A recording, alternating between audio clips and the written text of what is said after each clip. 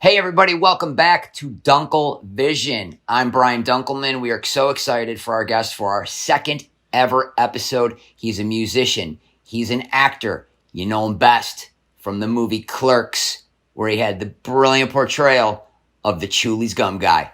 It's Scott Schiaffo. Scott! Hey. How are you, pal? Thank you so much for being on the DunkleVision. Oh man, you got it. This is be a lot of fun, and Chris is a maniac too. So Absolutely. Chris P is here with us too. Where are you coming from tonight? You in Jersey? yes, Northern New Jersey, Bergen County, New Jersey. Okay, I know you were born there. You've been a lifelong Jersey guy, right? That's correct. Western New York, myself, not too far down the road. Oh wow. Yeah. So let me ask you the first question: how are you keeping your sanity through this very interesting moment in time that we've been going through? What have you been doing to just stay creative? Are you working? How's it affected you? Are you okay, Scott? I'm okay. I'm doing well. I have a partner in crime that she's a rock, and she's an amazing woman. So we've been going through this together. We take care of some seniors in our life because I'm getting, I'm an old man. We've got the other generation still rocking there, so we're there for them, which is nice. But with COVID, oh man, the convention stopped, pretty much dead to a halt, and Yeah. for the first bunch of months, pretty much any kind of acting gig or even music gig was just, we were all in a panic. It was insanity. Yeah. One really, a very positive thing for me that came out of it was I finally took the time and disciplined myself to sit down and do the Audible book for my printed book. I had a book come out about 7, 8 years ago, a book of short stories and poems, and I had never done the audio version. I kind of kept putting it off and putting it off and putting it off. And COVID hit. It was the perfect opportunity to sit and actually do it. I have a little studio. Yeah. Very thankful I got to do that, and I got it out there, and Audible's been great. Now, would that be The Vicious Dogs Attack Me in Sleepless Nights of Summer? That is it. Fantastic title, by the way. Thank you very much. That's one of the pieces in the book. That was literally a reoccurring dream I had during those years. All of these years were deeply ensconced in alcohol and drug abuse. So that's the backstory to that. Oh, good. We'll get into that later because I've also been to that town. Oh boy. So let's we ask everybody the kind of the same question. At what point in your life did you realize I want to be an artist? I want to live a life of creativity. Did it happen for you at a very young age? What was that realization like for you? It was young, and I don't know I had the conscious, the passion for music was immediate. At like 4 or 5 years old, I had an older cousin who was just an amazing guy, and he turned me on to everything that was happening at the time. And now we're talking about mid to late 60s. So he would come home with the new Sly Stone album, the new Beatle album, the new Rascal album, the new Stones album, the new Otis Redding album. And I just ate it all up, and he loved that because he was a piano player who also loved music, and he was happy to share that with me. He was like a big brother father figure because I was raised by a single mother, a very powerful or strong, I should say, single mother. And in the 60s, that was a lot more rare and a lot more difficult type of thing. Oh, definitely. So from a very early age, I was enraptured by music, and I knew I wanted to play and pursue it. And then I did in my, 10, 11, 12, it began. And when it really took hold when I was about 13, that was it. From 13 to about 25, if I was awake, I probably had a guitar in my hands. Wow. Okay, so you started actually playing. Did you take lessons? How did you learn? Are you a self-taught guy? How did that happen for you? So it's funny, the first go-round, my mom, who was very supportive. I was around 8 years old. She got the guitar, got some lessons, and they didn't go all that well in the beginning. It wasn't jiving for whatever reason, and I didn't really like to practice, and it just wasn't going anywhere. And then we had a guitar recital, and I didn't do all that well in the recital, and I thought, this isn't working out. I'm just not good at it. And I literally put it down from age 8 to around 12 because we moved across town into low-income housing, but my next-door neighbor was this older guy, he's like teenager, late teens, early 20s, who was a really fine rock and roll guitar player, and he was my next-door neighbor, and he befriended me, and he said, bring your guitar out, let's take a look at it, let's tune it, and I'll show you a few things. He showed me a couple riffs and a couple straight-ahead progressions like a boogie-woogie thing, and somehow, some way, it really took. And from the moment I was able to actually make music that sounded like music, I could not put I couldn't put the guitar down. And that was literally like at least a 20-year love affair until my 20s when I kind of found acting on the camera, acting for film was another passion. That's so interesting with the guitar. When you first started, were you just learning chords? Was it just kind of chord play and your fingers are killing you? Is that what that first part of learning the guitar was for you? Because that's what it was for me. The first set of lessons when I was younger that were legit lessons, because then later I went back for more serious lessons once I got into it. I mean, I have a minor in music. I went to junior in my my associate's degree is music and art, and I had a lot of music classes. But the first go round, it was right out of the big book of Mel Bay, where you would pluck out a melody. I had that, yes. Yeah, and he would play. The teacher would maybe accompany with chords, and you'd try to pluck out a melody. And it's it's old. I don't know, what do I call them? They're not really nursery rhymes, but they, it wasn't the Beatles or the Stones or whatever. It was. I remember the green grass of home and stuff like those songs. Just dun dun. It was just so boring. Yeah, for a kid who just was like had this steady diet of Beatles, Stones, Zeppelin, Who, Otis Redding, Sly Stone. Of course, when you first start, you have these, and you're young and you're naive. You think you can jump right into that, and maybe some can, some can't, but most probably can't. But anyway, the official lesson started with that. When I moved across town, and I met a guy named Tommy Parra, who he's no longer with us, sadly. He actually died quite young, while I was still young in my teens. But we had a 5-6 year run together of a next door neighbor to friendship mentor thing. He had a Gibson 335 Cherry, like a Chuck Berry model, which was something I loved all my life anyway. And he sat me down and he showed me like a 1-4-5 progression, a boogie, and I can't explain it. For some reason, it clicked. And as soon as I got through that progression and that boogie and I was playing, that was it. It was just, anything and everything. I'd sit there and do that for 7 hours if I had to. Yeah, see, we need to hang out because that's what I still don't know how to do. I had a brother who was more bluegrass. So, it's C-A-D,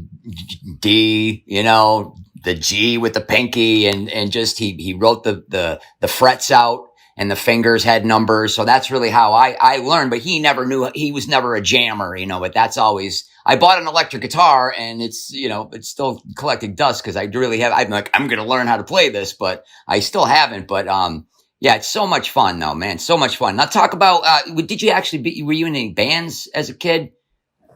Not as a kid. My first band, I was probably 21, and I was in Bergen Community College, which is for my associate's degree, which I started late. I didn't go to school right after high school. I really meandered. I really didn't know what I wanted to do. I was a pretty lost, geeky kid. I had a lot of dreams at that point, though. I mean, at that point, I started having the dreams of either being a studio musician, which was something I thought was really and that's 40 years ago when that was still a really big thing. I mean, it's a thing now too, but back then there was a huge career as a studio musician if you broke in the right circles. And I knew all those guys that did the studio sessions. I would follow their work and get their solo albums, and it was a whole trip.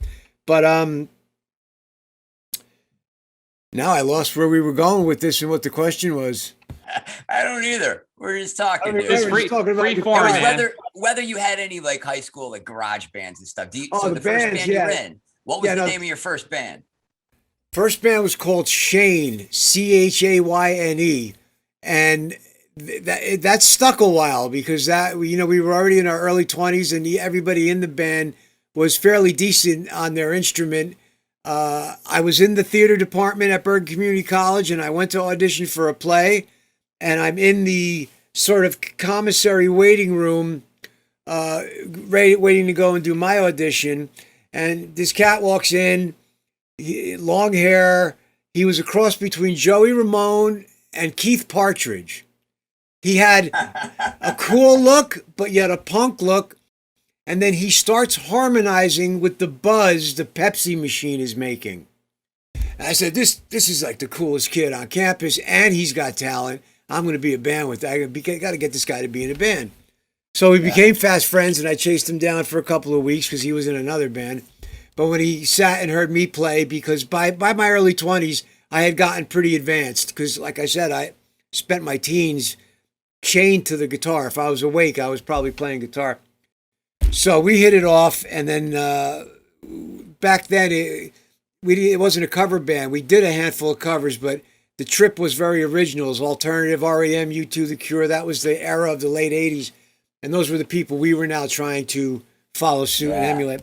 So we went out and played clubs for years, and we got close to a record deal, and it never happened. And then we became a three-piece acoustic act, and then that got really close to a record deal there towards the late 80s. And of course, that is a crazy world, and that never fully happened. But I was also starting to float away with my drinking.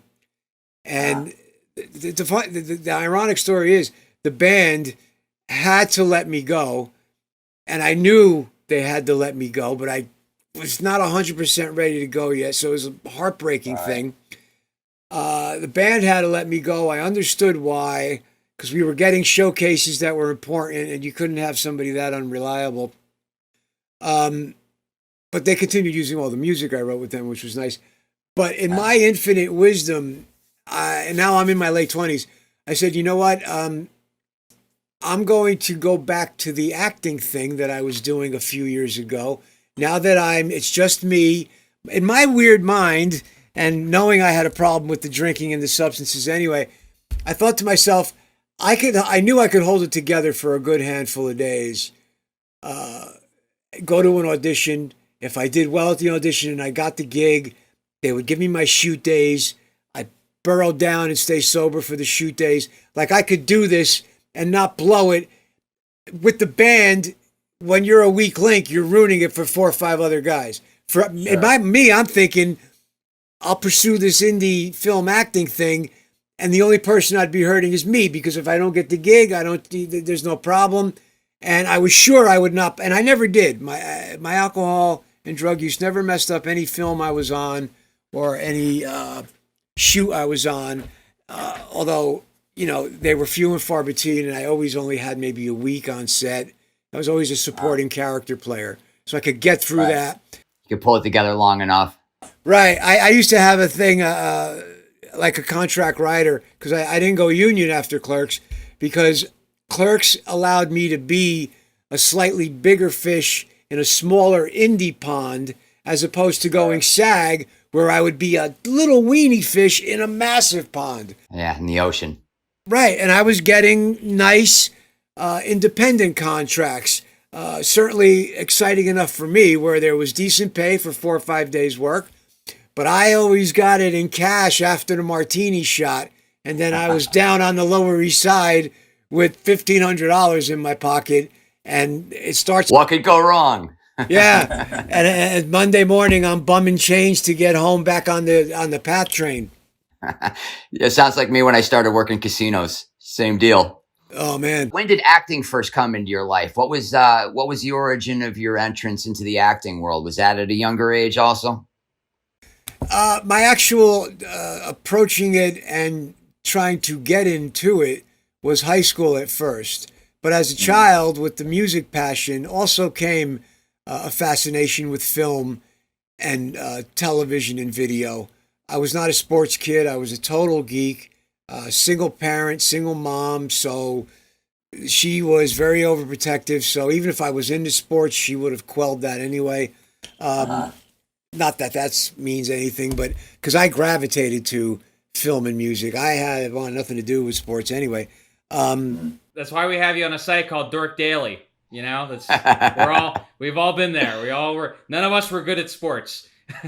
Yeah, forget it. I was captain of the basketball team. Right, I'll have you know. I can't speak for Brian, but I'm 5'8.5", soaking wet. But I didn't say I was good. That's how bad everybody else was. There you go. So acting in film and the power of film, the amazing medium of film as a child had me floored, and I to me it was just as magical as music and mystical and weird, and if it hits you. So I was fascinated, but I didn't have any idea of if I would do it too. Excuse me. Sure. Because I was Mr. Music, guitar. But so I caught the bug late in high school. I auditioned for a play. It was Dracula. I auditioned for Renfield opposite my best friend in the world. He got the gig hands down over me. The high school drama coach took me aside and said, "You know what? I'm going to let you stage manage, but think about something else other than acting." Like, oh no, that's terrible. But you know what? I don't know why. I was not floored by it. I kind of laughed with him because my audition was rough. But it did not at all dishearten me or stop me from thinking I'm going to give it hell.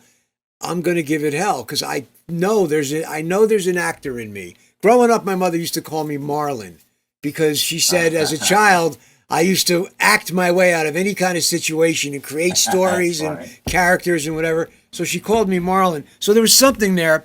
But I do believe most of my acting career is based on a lot more sort of piss and vinegar and chutzpah and nerve than any hard and fast. I mean, I've learned the craft over the years, and there's an approach I go to. And when I'm hired, I just want to please the director, and I want to be as professional as possible and give a plausible performance. That's all. Sure. I've learned by now, after all these years, I've had things where I've done really well in them, and I'm very happy and excited for them. I have things I'm not that proud of. But you get to a point where you accept that, a plausible character actor is it's just as wonderful thing to pursue as anything else. 100%. There's an art to being the supporting guy. Of course. I learned in a lot of films. Even if you can overshadow the lead, you don't do that. Right. You hold back and you're going to play Robin to their Batman. That's why they hired you as a supporting guy. They really don't, they don't want you to really show your stuff and start blowing him or her out of the, scenery or whatever. So there's an art to it. Or there's a mindset where you have to realize that dynamic is important and not go in. And even if you can showboat and be blowing their mind with whatever, you're there to do a supporting job. Yeah, that's it. That's why the word supporting is in it. Exactly. You want to come off plausible, and you want your leading person to really, feel connected in the scenes, but not threatened.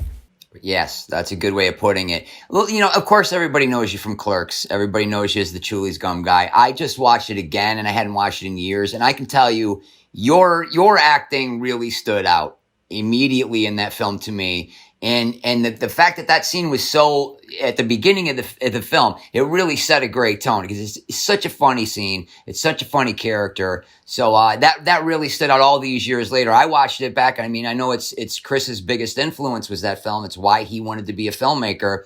And it was 94. I had started doing stand-up comedy in 92.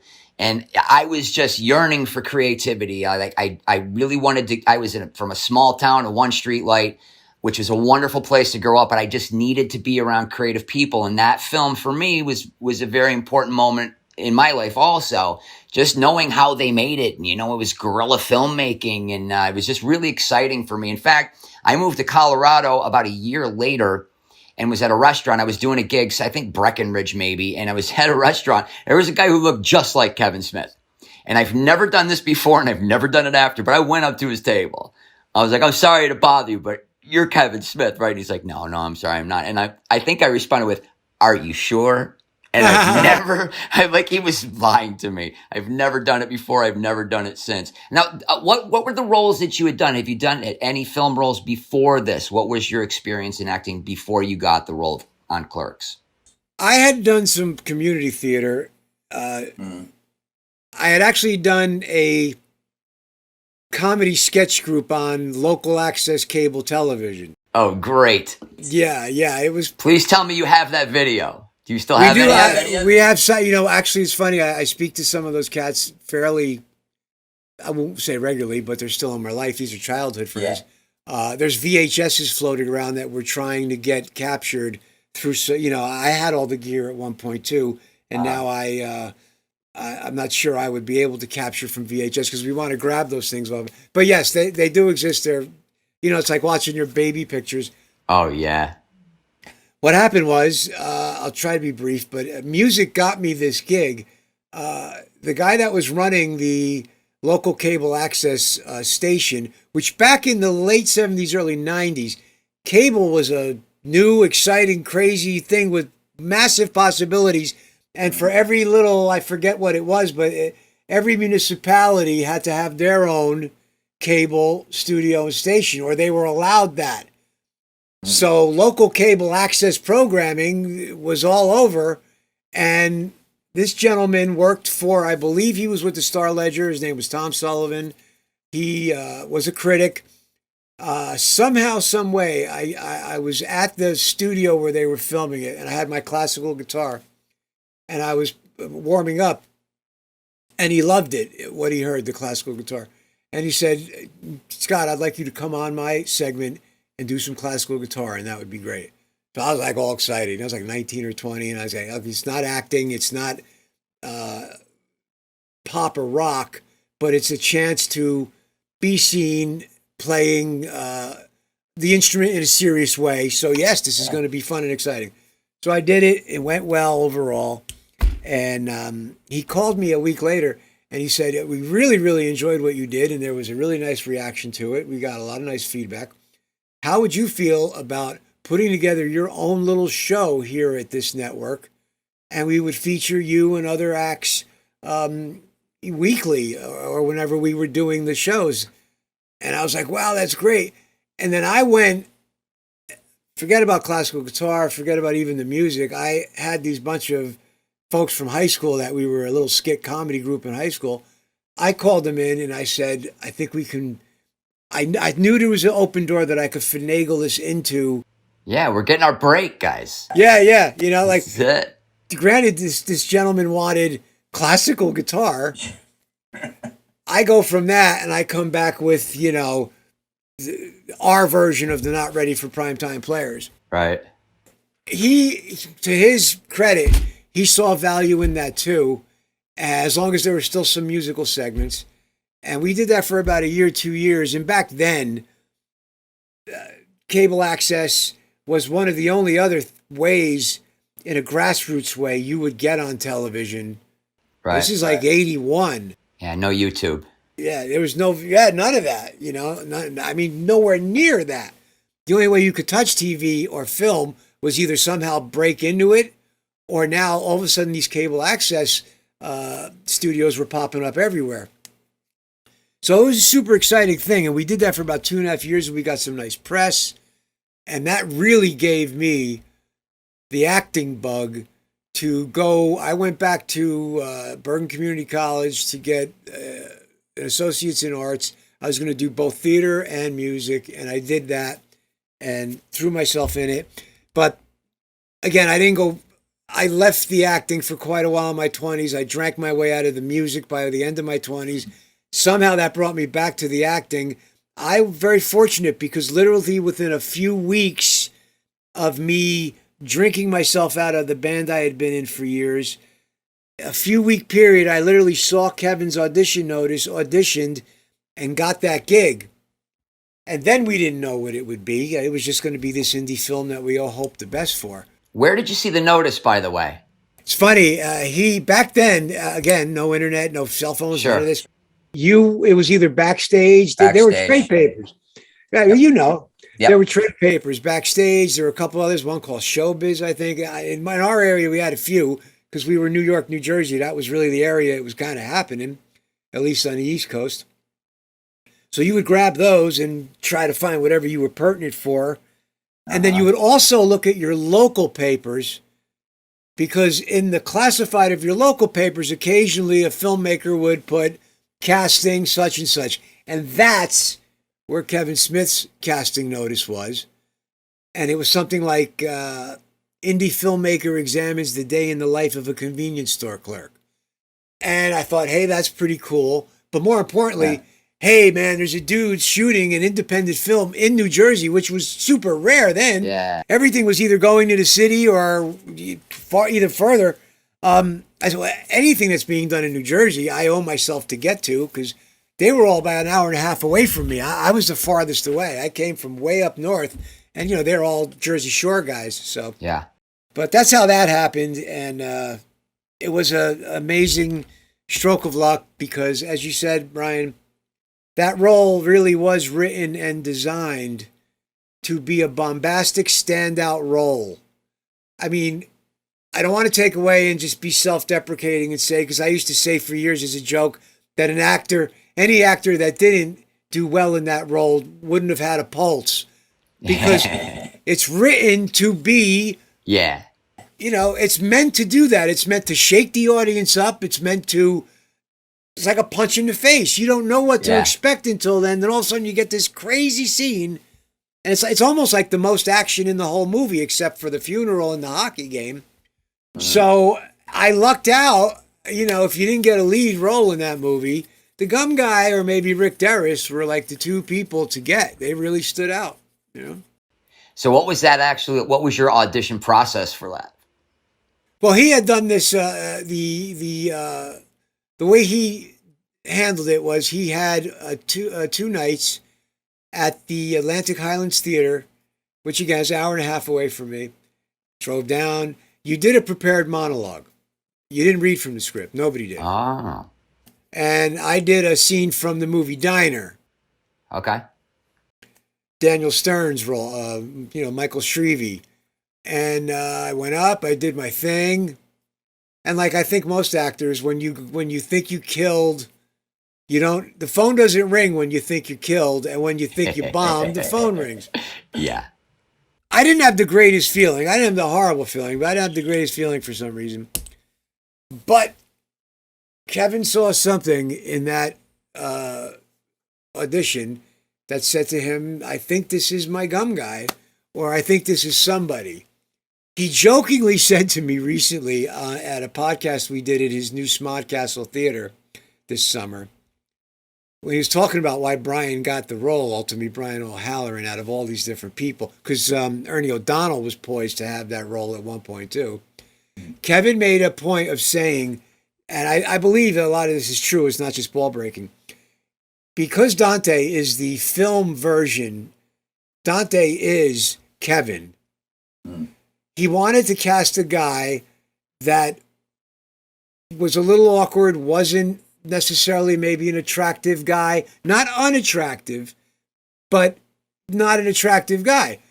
And he said to me on the panel, he said, well, you weren't considered for Dante, you were just too good looking. And it was only half joking, and of course that's a giant funny sort of knock on Brian O'Halloran, who's the sweetest guy in the world. He's a good friend of mine now. We had a wonderful time on that panel.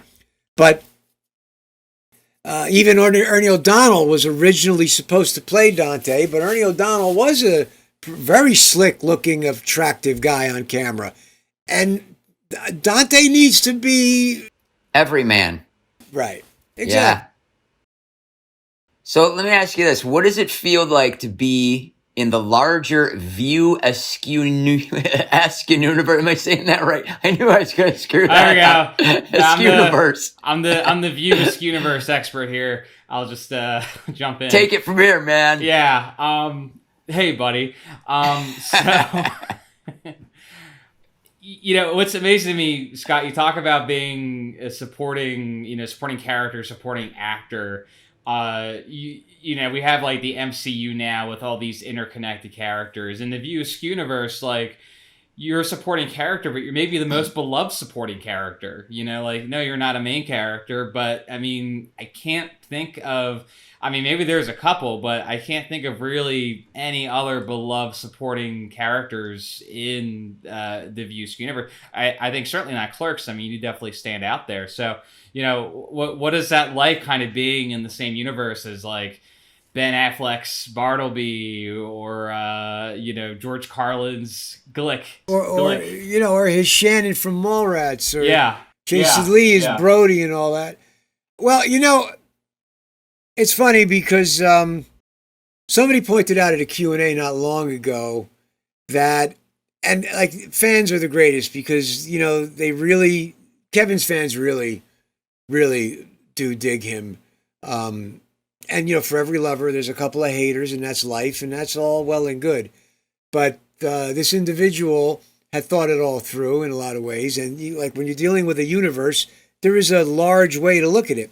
So anyway, he said, Scott, when you look at the big picture of Kevin Smith's career and Kevin Smith's universe and all the characters he's brought into that universe, the first two we ever get to meet before Kevin Smith is Kevin Smith of today, this is all brand new. We don't know what this is. The very first two characters that he introduces into his universe is Dante and the Gum Guy.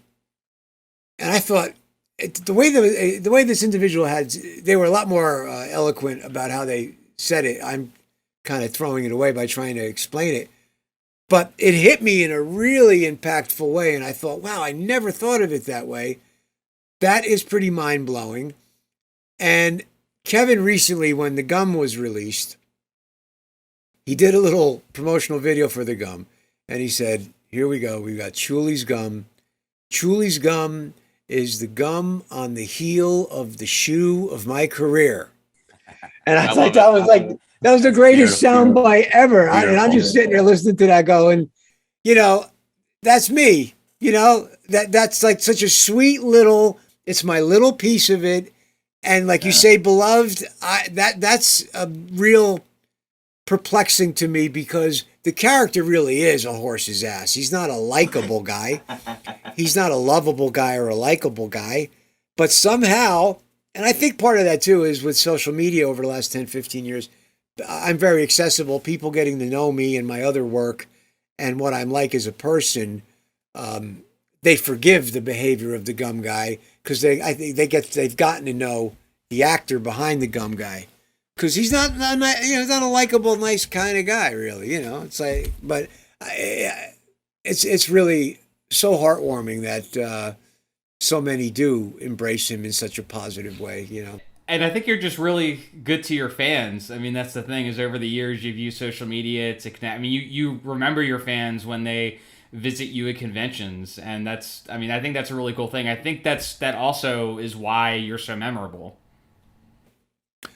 Well, you know, man, it's a blessing on so many levels. And it's not, I came up at an era where the Comic-Con culture didn't exist when I was a kid. 60s and 70s, a public figure, a celebrity, a politician, an athlete, they gave an autograph because it's what you did if you were, or not, you could refuse. But autographs were, you know, I saw such and such in a restaurant and he did a cocktail napkin or whatever it was. It was a different world back then. And eBay and the 90s and computers, somehow the autograph merchandise began to become a monetized thing. Because if you told the 12-year-old Scott, I even had daydreams as a young kid wanting to get into the business, thinking, oh my God, can you imagine if somebody ever really wants my autograph? Like, I couldn't fathom that. Like, that could really happen? That's crazy. You know, to fast forward a couple of decades later, that not only is it I don't call it a commodity, but not always is it something that's coveted, but they've placed a monetary value on it that they're comfortable with. And, it took me years to really feel that my way around that world and feel as comfortable as possible in it. Because it was so markedly different from how I grew up thinking about what people in the creative arts, not that what they owe or whatever, but without people who support what you do, you're zero. Yeah, you got nothing. I don't understand. I mean, there's some folks who get so big and so bloated. I mean, there's so much to that we could talk all day about that. Oh yeah. It's got to change people, and that amount of money and that amount of power, it corrupts and just makes you nuts. I'm sure of it. But I never understood any of the folks who had more, let's say, moderate to slightly advanced careers, because to be able to live a decent life as a musician, actor, writer, comic, do the list. You guys know the list: painter, photographer. That's a challenge to take your art and monetize it to where you could make a living. And it became a feast or famine world. There was no balance. Actors were starving or they were, ridiculous, gold-plated toilets or whatever. So it was a land of extremes. But there's a middle ground now. And I think a lot of that has to do with the fact that geez, almost everybody's going to get their 15 minutes now with social media. And what really celebrity means now has changed, or famous or popular, whatever. I feel very fortunate that I'm not, by any stretch of the imagination, the famous entity. I'm in a movie that's really famous. There's a giant difference between that and It's true. It's Kevin J, the two clerks, and us as supporting actors. We're part of something really wonderful and amazing, but it's the star is the film, and then after that, Silent Bob and Jay are really the takeaway quote unquote stars, and then of course, Dante and Randall are beloved, and they really are the, heart and soul of that franchise. So it's just been the most wonderful experience possible. I at the age it actually happened, I was courting, because indie film was starting to become a thing at that point in time. I was in my late 20s, and people in New York like Jim Jarmusch and Hal Hartley and all these type of cats, they were starting to move, and Nick Zed, who I got to know fairly well, really underground filmmaker. But the East Coast was kind of buzzing, and it was exciting that you could maybe make a living, a fairly decent career, or any career, in these outsider movies that they don't go to the Tenplex, but they go to all the cool art houses in all the big cities, and then they have a life on video. It was the coolest thing ever. I said I felt like I was approaching it realistically. I said, that I think I will chase, because that I think I have what it takes to do that. So, it's been nothing but a blessing, and it's enhanced the music, because I did go back to music over all the years and do music for indie film. So a lot of things, if I'm not on camera, I get gigs to sweeten music or to add music or to do all the music, or sometimes I get some sound effects work because I've got this little studio going. So all blessings. Yeah, this business is so difficult to maintain, and to maintain for 30 years. I mean, you're winning. It's like, what is making it? What is making it big? Surviving and making a living for as long as you have, man, there's people that would kill. There's people I know that have come out here and have done nothing, not even landed one thing. And that's the way the story goes for most people. So to have an opportunity like you had, and just to be so beloved, to have that, and his fans, like you said, they love that guy. And it really is fortunate. What was it like, and where were you when you found out that you were going to be in Clerks 3? Oh, wow. It's what was the real progression of that? Well, okay, I guess we can't talk about Clerks 3 without talking about the Jay and Silent Bob reboot. The Jay and Silent Bob reboot rebooted Kevin. You know, that's after the heart attack. He's got a hard on to make a movie now.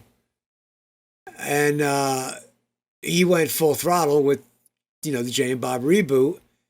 And then I heard a buzz through our little buzz circles that they're working on some kind of OG Clerks cameo for that. That'll be fun. Like, oh, that was it. And that's a few years ago, but like that was super exciting news. And like it grew and like, oh yeah, you're going down to New Orleans, and you know when they told me what the cameo was, it was almost as mind blowing as what is happening in Clerks 3, which I could talk about most of the details because I only know what most of what he's already shared anyway, so I wouldn't be giving away any spoilers. Great. But he with the reboot, when we found out that it was, you know, it takes place at a fictional con, and the actual Clerks cast, Jay and Bob, you know, they happen into that panel. I was just like, man, I never dreamed if you would have told me that someday, because I always, you know, I worked with him in different things, smaller things, Vulgar I was in, and I was on Comic Book Men. But if you would have told me that he would cast me in a movie where the cameo was Scott Schiaffo, the actor, like it wouldn't have made any sense because Clerks wasn't this huge kind of amazing indie film that so many people loved. It was super small beans. So I could never wrap my head around down the road he's going to do a film where I'm going to cameo as me. How does that, you know?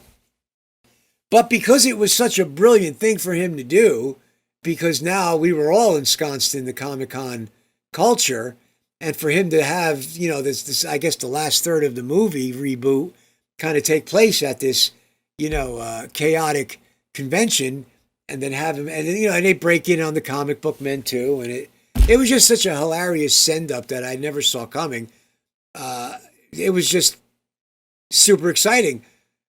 So to hear about I think the first time I heard about what was happening with Clerks 3, all of us were on a need to know thing because there's a lot of secrets about that script. I can't remember the actual first time. It had to be the production office. It was the production office actually just reached out to one of my emails and said, "What's your availability this summer? We're considering you to be part of a cameo." So you were on a call, weren't you? You were doing a Comic-Con virtual panel, I think, and that's when. Oh, you're right. Okay, the story I just related was the official story that happened after this event. Last winter, thanks to the pandemic, we were doing a virtual Comic-Con. Myself, Brian O'Halloran, Marilyn Gigliotti, and that might have been it. It might have just been the three of us. Yeah, I think it was. Right. Okay, so it begins, and 3 minutes into the virtual con, on pop Kevin and Jay. None of us knew. We're all shocked. And Kevin says something along the lines of, "Folks, everyone you see on screen here is going to be in Clerks 3. And this year, hopefully the late spring, early summer, we're back in front of the cameras. All these people you see here, plus more, for Clerks 3, ladies. Yes. And that was the first, you're right, Chris. That's how you found out? I was like, I thought, yeah, you could see it in the clips. The other story I related was like the more official reaching out from the office a few months later, because a couple of months had passed before that all came to fruition.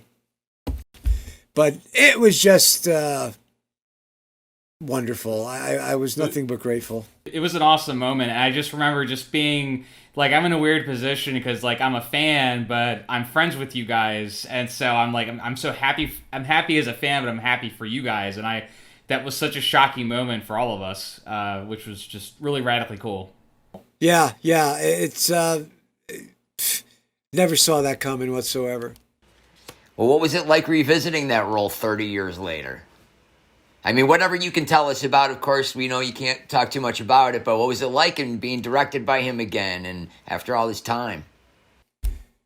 You know, the grandness of the production this time, I had 2 days. I didn't have a lot of time on the set, but I had 2 days. My first day, there was something that needed to be shot where there was no dialogue from me. And from a number of us, actually. And it was a scene that I wasn't even originally told about when I was told about the official Chuli scene. Because he's doing a movie within a movie. So reenacting some of the scenes from the original is all wide open and has now made it game for these really cool, fun reenactments, cameos. So essentially, like I'm playing the actor who played the actor. It's like it's a whole weird thing. But the first day on the set was a whole different trip, and not as it was nerve-wracking for me for 2 reasons. One, the grandness of it this time, I wasn't prepared for. It's a beautiful thing. And I got nice and comfortable with it by the time the day was over. But that, I've been on films where there's been trailers and, there's hubbub and there's a budget and it's a real film set. But the Clerks experience, because it really was just a bunch of really young kids with some gear, that's my memory of what Clerks was like. So when you fast forward and there's just like these giant trucks. There's like 6 or 7 trucks. There's 5 or 6 Winnebagos for our dressing rooms and makeup. And there's more people working the crane than worked on the entire first movie. Right. So when you get ensconced in that, I was just like, I was blown away. And then you had people who were big fans of the first, who were production assistants, who were being crazy super nice, which is sweet, but it's a little overwhelming. Like they know exactly who you are and they can't wait to walk you over to your trailer and do anything they can for you. It's really good for your ego, isn't it? Yeah, really. But to me, it was just so bizarre and so different that it didn't register as anything other than sweet and amazing and wow, I could see where a fella could get used to this. So I was so kind of juggling that first day. And then Brian, who's a sweetheart of a guy, Brian O'Halloran, as soon as he knew I was on set after I got out of makeup, he just invited me over to his trailer, which he had, obviously he's one of the stars, one of the leads. So he had, one of the bigger trailers and kicked back and we were hanging out and it was great. So the first day's done. And again, not having dialogue, not a lot was needed of me. But that's, the scene where it was going to be heavy with dialogue and at the store itself, which was a big kind of crazy mecca. There we were back at the store that we once did it at, but now blocks from, that was like base camp and all shut down. And again, trucks and dozens of people with clipboards doing dozens and dozens of jobs. The hardcore fans lining up the block, just trying to peek, watching the filming. Like when I walked up, a couple people were yelling my name and, hey man, what's up? And hey, Chuli's guy. And, I smiled and I waved, but it took me a little off guard and I wanted to enjoy it and treat it with the amazingness it deserved. But at the same time, I didn't expect that in a sense. I wasn't prepared for that. And then Kevin himself was standing off to the corner somewhere. He's like, hey, Scott Schiaffo. And at the time, I didn't know it was Kevin who said that. I thought it was another production assistant or something. And I was like, hey, man. Like, I didn't downplay Kevin, but it almost felt that way later when I realized, oh, that was Kevin saying hello to me. Because, I didn't know. I was a little disoriented by the excitement of it. Yeah, right. I'm just like, hey, it's like, oh man, like, oh, the first day back and insulting him. Also, everyone's wearing a mask too, so you don't recognize anybody.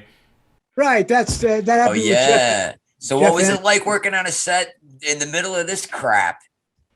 With all the restrictions and all the regulations, and this was just last summer. What month? This is like right in the heart of it. Yeah, it was last August. Well, I mean, we were toward last August. Things were a lot better. Everybody was getting vaccinated. We all had to be vaccinated. We all had to be tested. 48 hours before you were on set, you had to be tested. To where that's another amazing thing about this production. Like, they sent concierge to my home to test me because I couldn't go to them. Okay, we'll send somebody to you.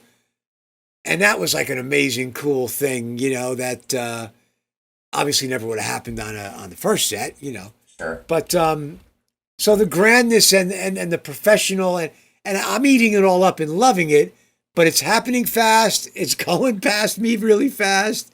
And I wanted to enjoy every second of it. So it was pretty wacky. But he was very, very awesome. He was easygoing.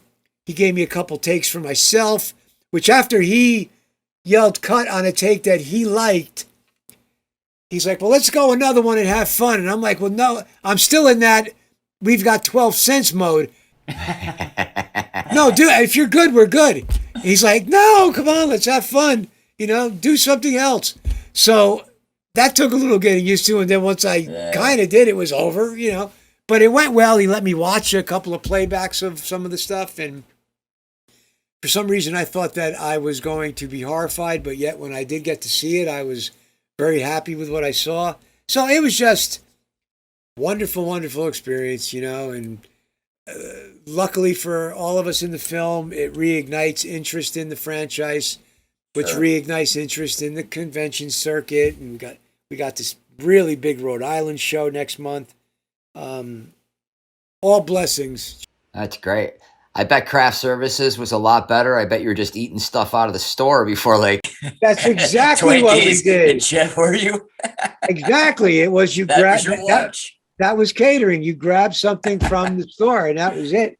I actually took home something really bizarre that I still have, which is crazy to admit when I tell you what it is, because I had never seen this before. Even though I was a city guy and I grew up in northern New Jersey, there's a million delis.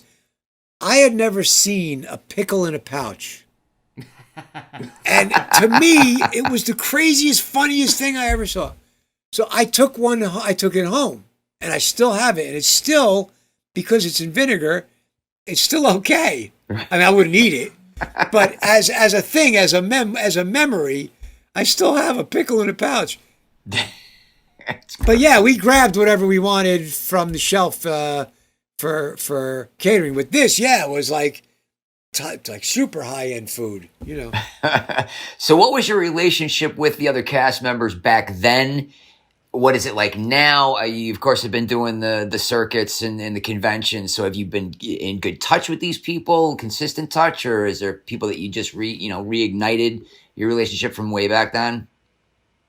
Well, it's probably the simple answer is back in '93, there really was no relationship between myself and the rest of the cast. I was an hour and a half away. I had a great phone relationship with Kevin that first year. We were buds. We were excited about the movie. And, truth be told, I was older than most of that core cast.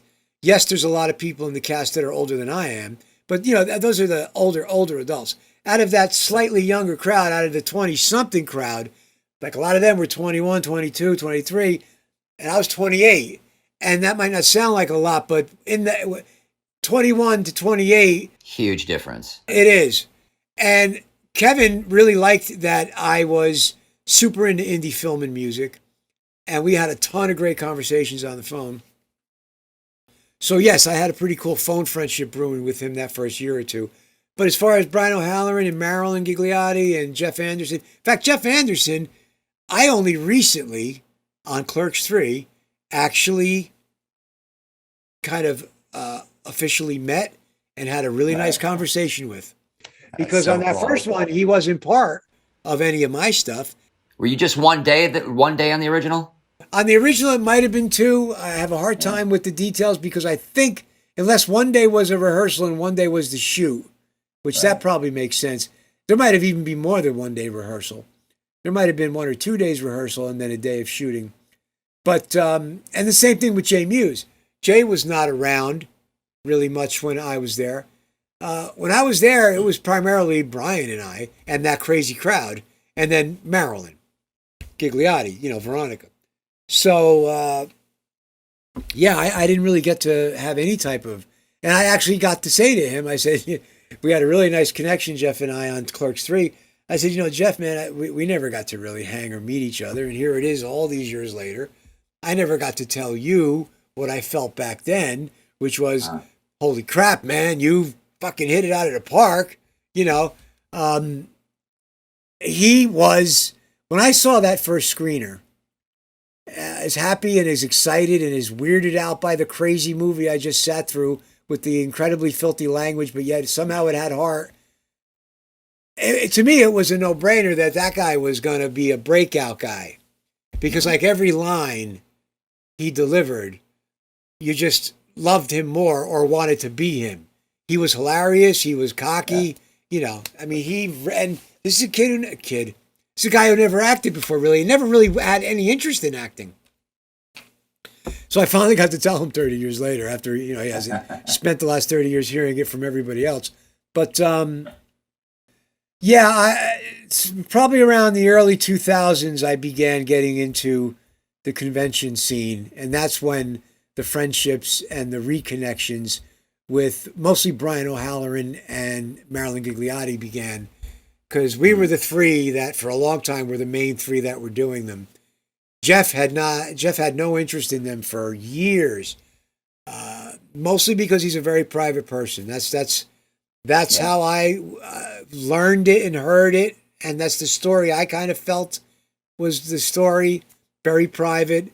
Financially, he was sound, so it wasn't appealing either. And I think he felt like there was more chance to get in a comfortable position than a fun position with these things. Which is funny because at times, depending on the crowd I'm in, I sometimes wrestle with a little bit of that too, because it depends. I've never had anything bad happen with actual Kevin Smith fans, but there's people I went to high school with fall in a couple categories. They're the people that like bullied me in high school that now on social media claim we're the greatest friends ever. Oh yeah, we go way back, huh? Yeah. And you know what, man? I don't even have the heart to do anything other than, hey, man, good to see you, old buddy. Hope you're well, and leave Let it. them have it. What else do they have, man? It's making this person feel pretty cool. I'm not going to take that away. Why would that be that? That's not me. I wouldn't do that. I'm not going to nurture it. Right. And then there's a handful that want to break balls who were bullied me then, want to break my ball back. Now like, oh, there's Mr. Big Actor guy. Mr. Hollywood. Yeah. Which nothing could be further from the truth. I mean, I have a grassroots career. It was truly feast or famine. There were super lean times. There were times when there was a little more money. Sometimes there's fun money. Sometimes there's not fun money. It's still kind of like that now, but I wouldn't trade it for the world because I get to do what I dreamed I would want to do. And to get paid for it sometimes on any level is such a blessing. Yeah, it is. The fact that I supplement with doing film music, I was doing web design for many years with my life partner, Carrie Werner and I, Jewel Carey. She's a musician. She's an amazing woman. I got very blessed to have her in my life. So I was able to keep this running the way it's running. There were no, I have no children, so there were no dependents. So the feast or famine life, when it doesn't affect too many other people, that's your trade-off, or at least it was for me. Yeah, there's times I look back now and I'm like, how have I survived? I saw a kid that I was really good friends with in grade school like 5 years ago. He's like, Dunkleman, you just rolling in it? I'm like, what's it? because it ain't money. Yeah. They think you see on TV once and you're like in a private jet or in a movie like you, and they just think, well, Look at Mr. Big Shot, but that's not the way this business is it? Oh my God! It's like and the irony is how completely opposite of that it could be. But yeah, a lot of that has to do with the fact that the media has kind of poisoned that by always expounding about the gazillion-dollar budgets and the real decadent money and the people who make that, and then people who are not at all. And listen, there's a lot of people. Most of the fans, they're not artists themselves. They're fans. They're not. A lot of them are actors and musicians and writers. A lot of them are just fans of what Kevin does, and there's a lot of misconceptions about the entertainment business. Like you said, Brian, people think, well, he was in that movie. That's such a big movie that internationally everybody knows that movie. He's got to be at least wealthy. Yep. And it doesn't work that way at all, especially with the Clerks. I mean, it was non-union. I wouldn't even go into what happened. So do you even get residuals from that? Do you get residuals from Clerks? May I ask you that? No, because it was non-union. Is that why? What I got from Clerks for many years, and Kevin has said this on his podcast a lot of years ago about the Chulies guy when my book came out. Because I buy his book because all he got for Clerks was bragging rights. And gum. Yeah. And granted, those bragging rights, when they're properly nurtured, Pretty damn good. opened all kind of doors. Yeah. Closed some doors, opened a bunch of doors, So that's what I got. But as far as monetize, and I wouldn't trade it for the world, because I could have gotten paid double union scale for the couple of days I was there, and it wouldn't at all equal the ongoing power of conventions, Upper Deck putting out trading cards this year that they want everybody to sign. Oh, great. All these really wonderful opportunities to monetize your acting career that weren't from the acting itself, but a residual of the acting. Yeah, see, I still get residuals from some sitcoms I was on in 2000, 99, 98, but I did one film, man. That's what I came out here to do. And all this time, you talk about doors opening and doors closing, I would kill to be able to be in some cool indie movies like that. I mean, I ain't dead yet. But, listen, brother, I think, I see a guy who you could do that next year. I don't see why not. People like you. Hey, call my manager. You're a very funny I love guy. I love my manager. My partner and I, we saw the was it the thing you did with A-Rod? Oh boy, yeah. No, that was really good, man. That's Can I tell you? That should be my acting reel. That was great. I am acting every step of the way in that thing, dude. Okay, so there's. Let's talk about it. Let's talk about that a little bit. Just to bring it up. Yeah, I know this is about you. But No. I want to hear it. I was driving an Uber at the time. I got a call from my agent telling me about the show. They said, you are going to own and operate your own business by the end of this show. I said, screw Hollywood. I'm not, I don't have an agent. I just gotten with an old agent. I had been no representation, no work. Fine. I'm ready to pack it in. Started shooting. About a week later, my agent was like, well, what's the business? I pitched them an idea. I've had 2 Zoom meetings, pitched them a very specific idea. And then once we started shooting, they're like, oh, no, there's no business. It's just, Alex is just going to help him come up with ways to make his own money. And then that turned into him telling me why aren't you doing monologues in a mirror? Are you serious? Monologues in a mirror don't mean anything if you can't get auditions. So that's what happened with that show. That was under complete false pretenses. They made it look like I was just a lazy guy who didn't want to put in the work, when in reality, my life was destroyed when my son's mother became an alcoholic. 3 failed rehabs. I kidnapped. They cut it out because it didn't fit their narrative that they wanted for me. So I really struggled when that show. I didn't even watch it because I knew what happened. But I knew I got to control how I come off. So I played the game. So that's some of the best acting that I've ever done, by the way. Well, I walked away liking you very much. It resonated, and that's why Right. I got so many wonderful messages on Instagram and emails, and I was like, well, why am I going to mess up this goodwill? I'm not going to say a word because it was genuine, and I really appreciated the way that the people, the outpouring. It was really, really great, and so thank you for telling me that. I really appreciate it, and that's the way I got my new manager. He saw it. Oh, He saw it was affected him. He contacted me, and I guess now I'm kind of back in the game. You know what I'm saying? and you should be. You're doing a wonderful job in Chris's piece. Oh, thank you very much. By the way, let's You talk own about that. a real important film. Chris's film, Jesus versus Satan.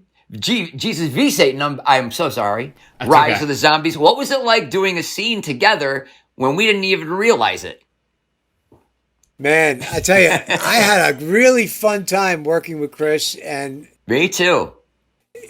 during the pandemic when you didn't have a lot of options, and I love technology. I am a geek too. So we're filming it on one device.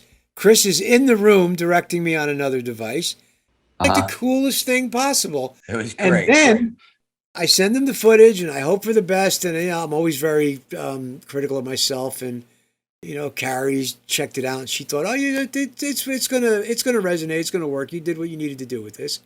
But when I saw the finished product, your performance, everybody, Ming, and the way you cut together the conversations with everybody, it works so well. So it Yeah. works so much better than I might have been. Not that I was thinking it would be bad, but I was just so happy to see what a tight, fun thing you managed to do during the pandemic.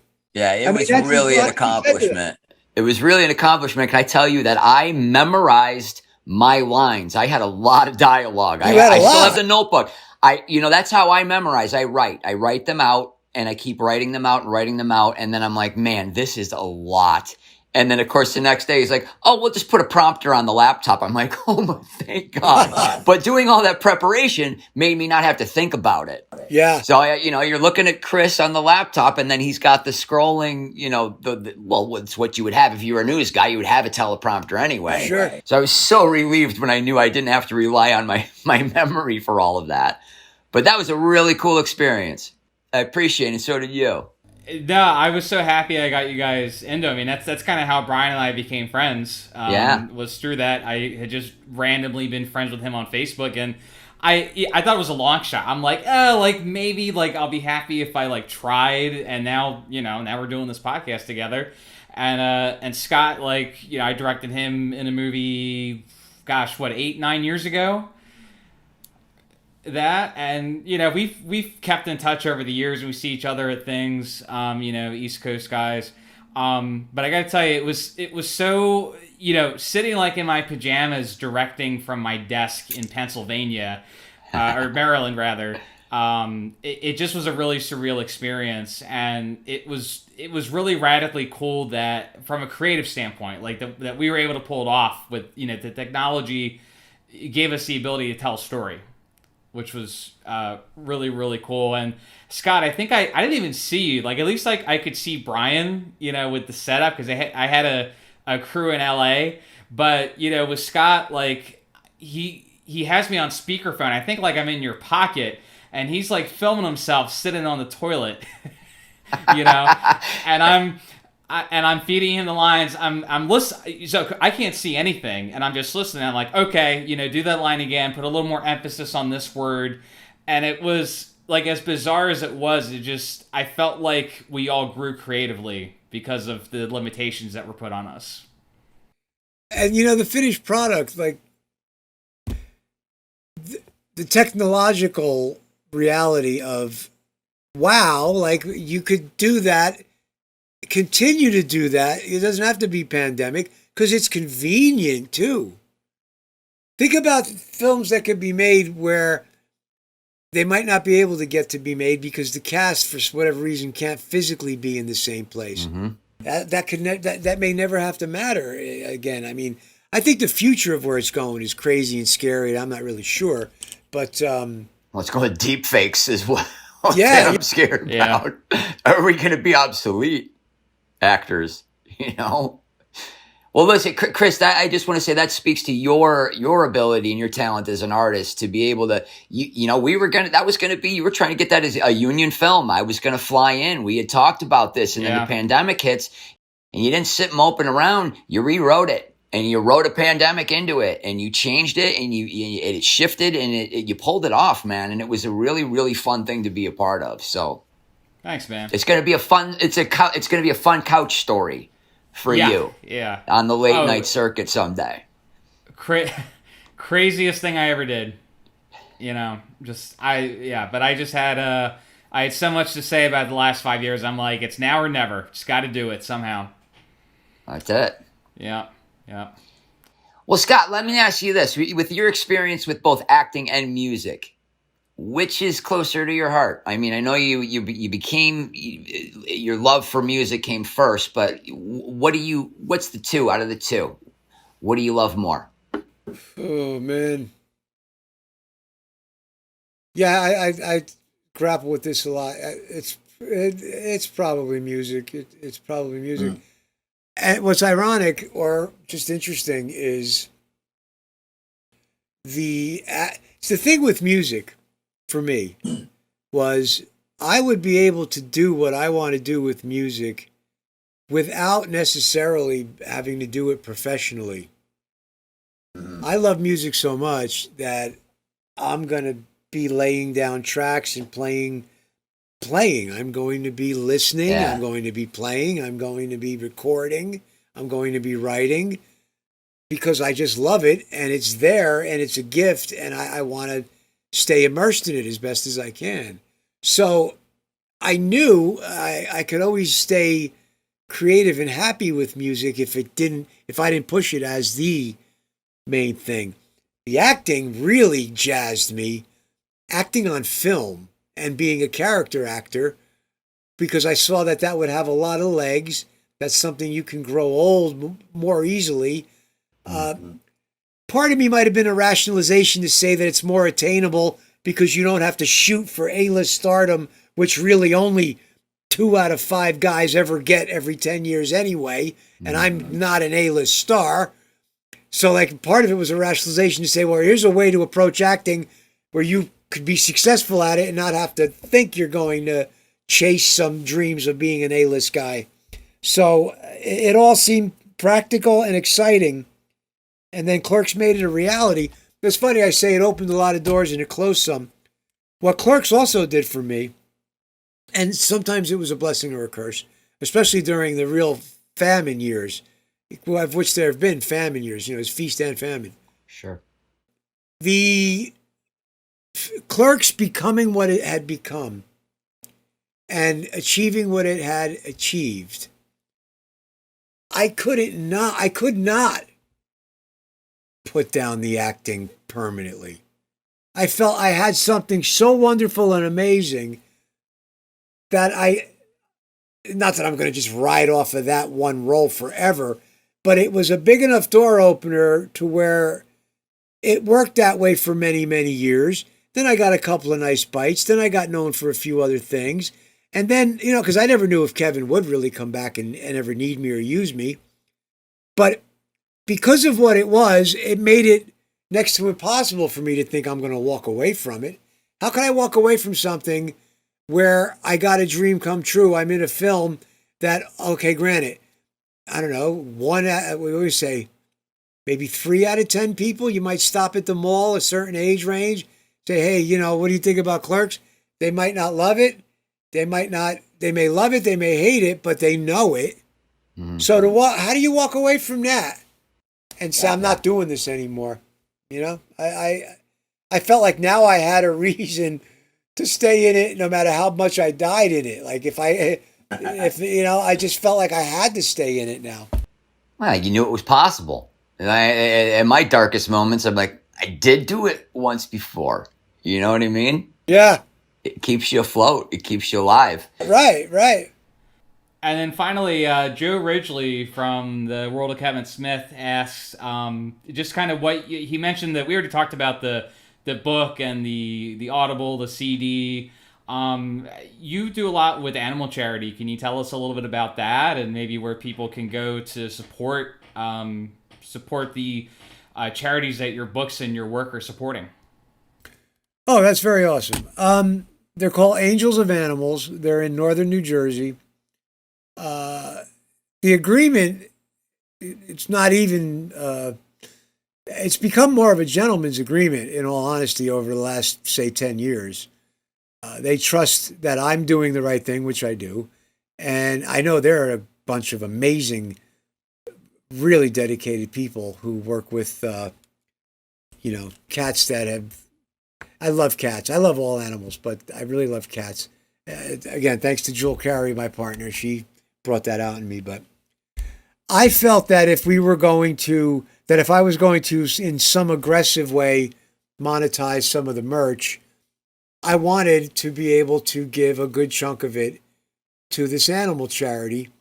And then everybody wins, The fan gets a cost-effective, genuine piece of merch that's autographed, reasonably priced. The materials are paid for, and the shipping is paid for, and then what's left can go to the animals. And it's been working great for like the last 8 or 10 years. It's not a big thing. I mean, we're not getting, thousands and thousands of orders a week or a month, but it's been slow and steady and a beautiful thing, because people really do feel better, I think, when they know that the money is going towards some type of charity they believe in, and they're getting something genuine in return, straight from the horse's mouth. Like, they know it's coming from me. My career is what I call grassroots. I can be hands-on with a lot of this stuff, whether it's communicating with people through my social media. 9 times out of 10, you're speaking to me. Occasionally, it could be my lady friend, or it could be Juliet from ZSC, who does our appearances. But, I'm able to handle most of this stuff myself. And it's nice to be able to have a win-win-win like that with the animal charity. So at scottschiaffo.com, there's a link on there for where you can see the merch that is there for the animals. And my castmates have all given me really cool pictures and posters that they've signed for the animals. And then there's all the materials I have that I sell for the animals. We just got the official Chuley's gum in, and the first week that was up, that was pretty hot there for a good handful of days. I was afraid I was going to run out because I got Rhode Island Comic Con coming up, and it took a couple of weeks just to get that case of gum.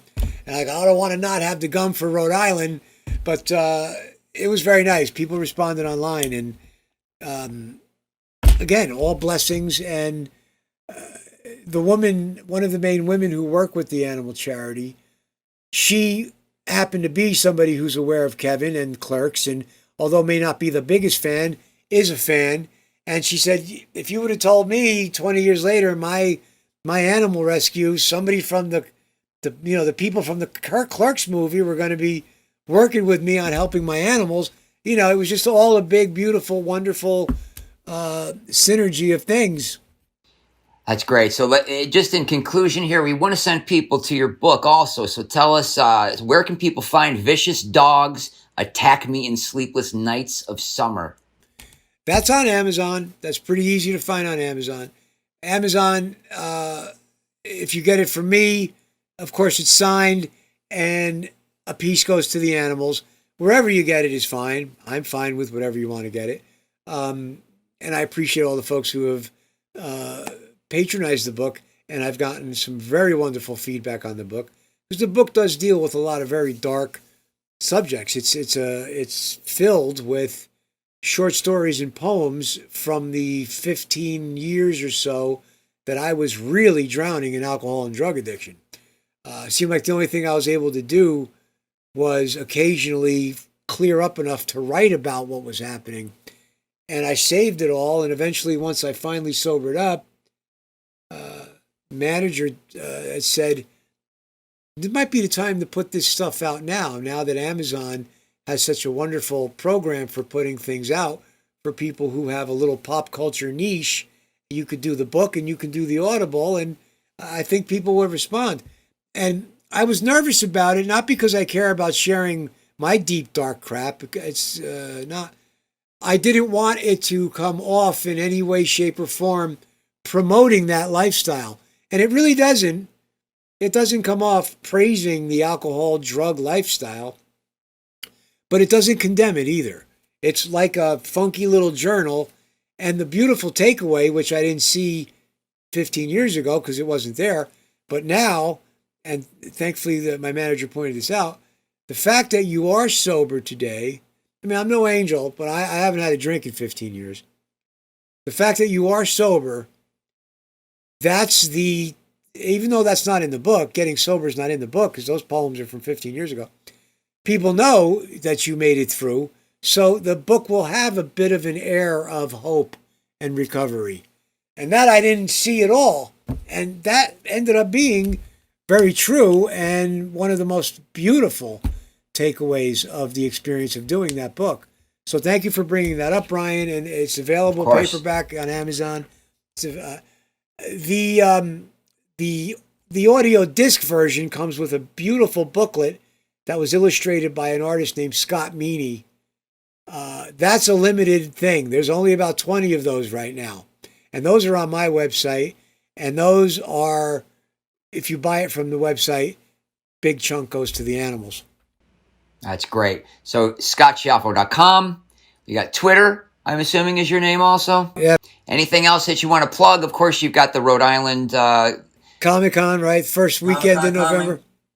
Okay, great. And obviously, Clerks 3 in theaters. 2022, right?